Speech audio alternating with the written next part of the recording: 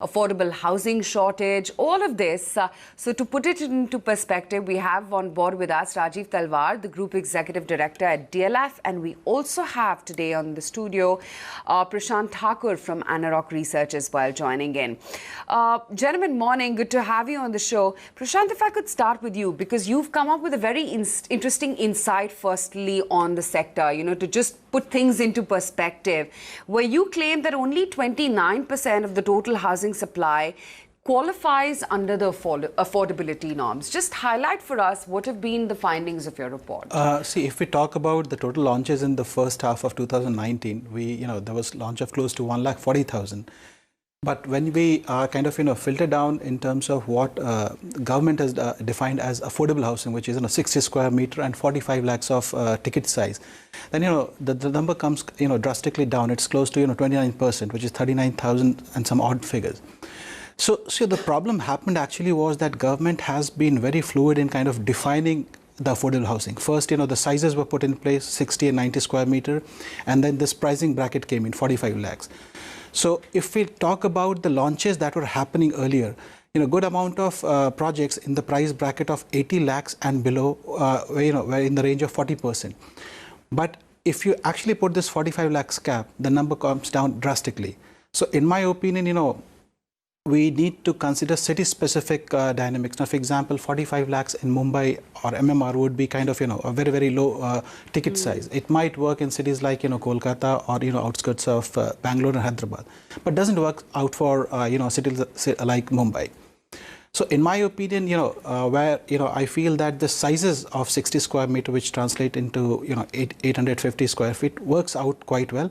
But the ticket size needs to be increased, to the tune of, let's say, something between 65 to 70 lakhs would kind of really help the purpose with which the government is pushing this affordable housing agenda.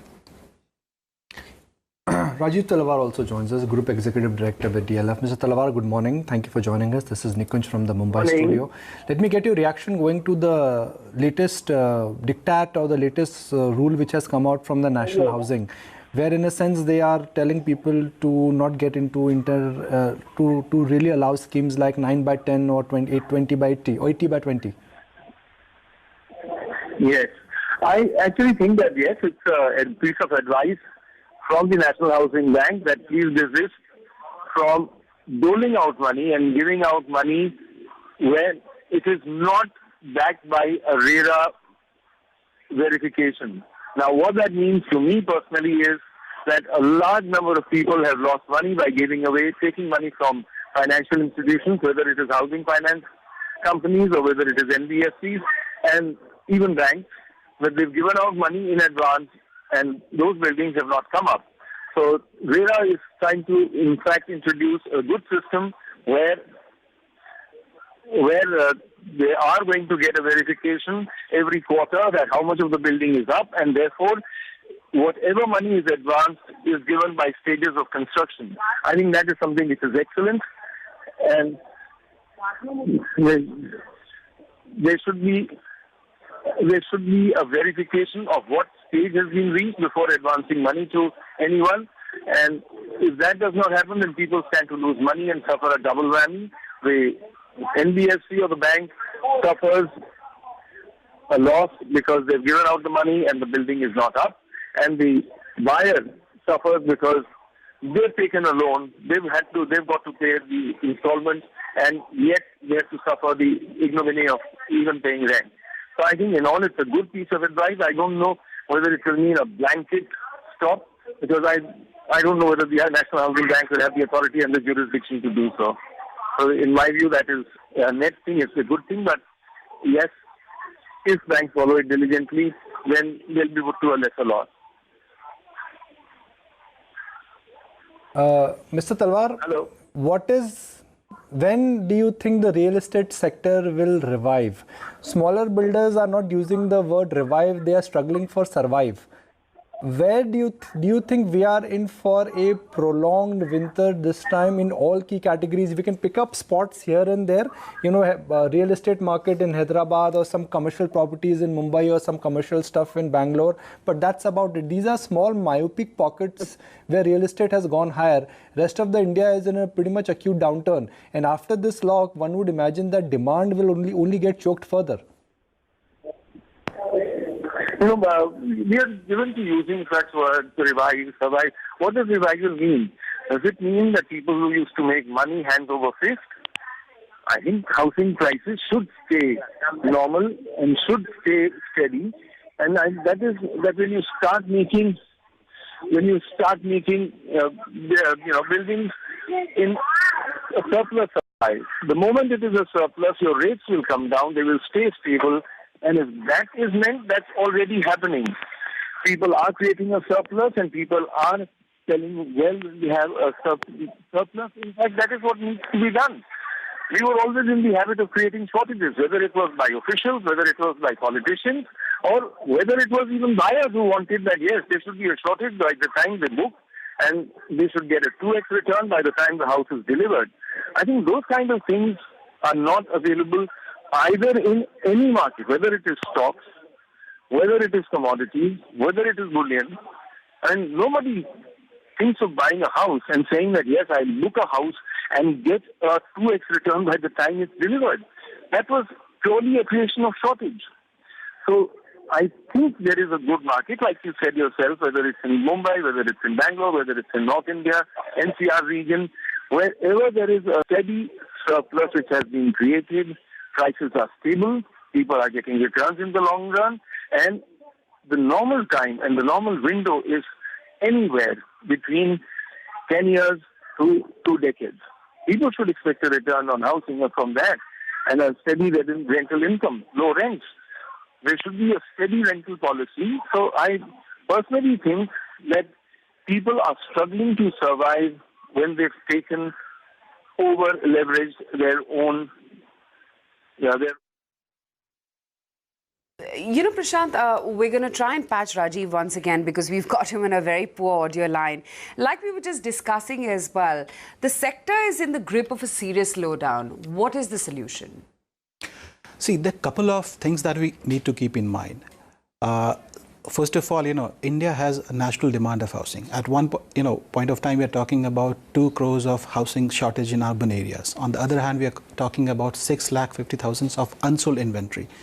So somewhere, you know, demand is there, but, you know, historically we had pushed wrong product in the market. You know, either the sizes were too big, or let's say, you know, these projects were more suited towards investors. Now with the slowdown coming in and the investor kind of really abandoning the market, I would say speculators kind of, you know, abandoning the market, the genuine home buyers, you know, are a bit confused because what they see is a huge pile of unsold inventory, construction not moving up, and, you know, the price is also not going up anywhere. So in my opinion, to kind of restart this cycle, the government needs to ensure that the stalled projects, or let's say the delayed projects which are kind of stuck for quite a long time, which is kind of casting a negative sentiment in the market, needs to kind of restart. So government needs to kind of, you know, give some kind of, you know, refinance window to those NBFCs or let's say financial institution, so that the projects which are at the last stage of construction gets completed and, you know, people starts to get possession of their house. So in my opinion, that would create a positive sentiment in the market, because see, this is a typical buyer's market. But having said that, nobody wants to take that execution risk. So you know, it's you know, we all know that RERA is in place, but we have seen that RERA has kind of, you know, been passing on judgment, but since it has no enforcing power, the ground results are not that much you know, favorable. So people are still kind of you know, facing the severe issues of delay, the developers not honoring its commitment. You know, even if the RERA has passed a judgment to refund the amount, the buyers are still waiting for it. So in my opinion, a strong intervention in terms of ensuring that these delayed and stalled projects get completed would kind of give some kind of kickstart to this sector.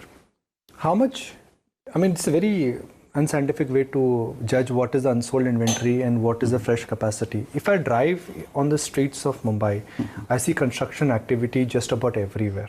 The area where I live, the area we all live. If I go to any other major metro, there are new projects which are coming up.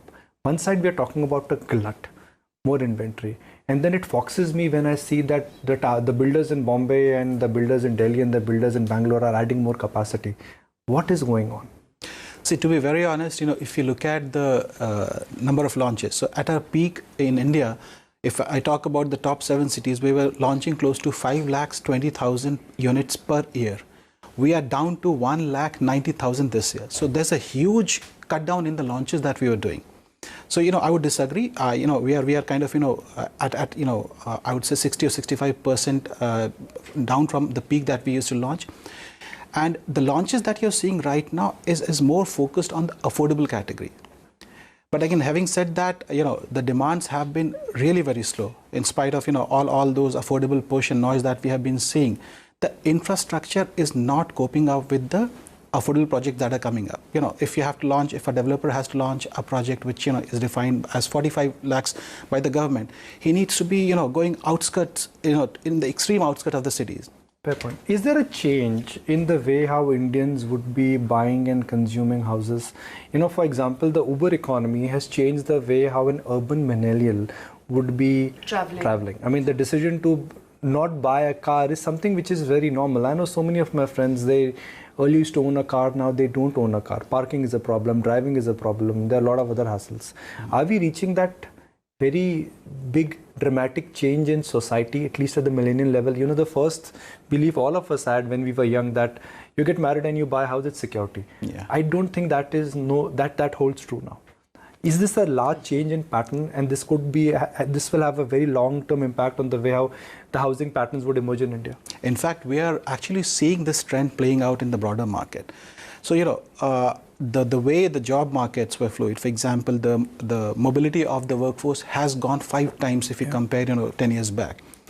And nobody wants to take a long-term commitment at especially the millennials. So you're right, this renting economy is gaining traction, and that's the reason you would see, the co-living model, or let's say, co-working model is evolving in India at a major space. So, the real estate, or typically the residential real estate, the demand would be there, but the consumption pattern would change. You would see many players coming in the rental space, and, now we have, the government kind of laying down foundation for the rental policy at national level. So the consumption of residential real estate would see a distinct change, not necessarily just from, owning point of view, but players coming in, buying the bulk inventory and kind of, putting it in a co-living model. So that way the yields are also on the higher side. So I think this shift is happening as we speak. I'm going to just quote a stock market pattern here. The real estate sector is in a downturn, but real estate stocks, the good ones, are at an all-time high, with the exception of DLF, Godrej Properties, or for that matter Shobha, Prestige, which has got funded because of GIC. 3 years from now, 5 years from now, what will happen to the real estate sector? 5, 10, 15, 25 builders, that's about it. Yeah. So, if we talk about the current development, we are kind of seeing a phase where massive consolidation is happening. So in our opinion, I guess, as we speak, close out of 10 developers, 7 would have already been disappeared. So you're seeing a phase of consolidation where the big will get bigger. And people, as I said, that, they want to avoid execution risk, they would stick to, bigger names, So you would see few national level players dominating the scene, and, you would see the kind of appreciation that you're seeing in the stock prices, the kind of inventory they're selling, they would be on the rise in the coming years. All right, gentlemen, we'll leave it there. Thanks so much for coming in, Prashant. And of course, we also had Talwar as part of the discussion. That's the latest when it comes to real estate. Let's also now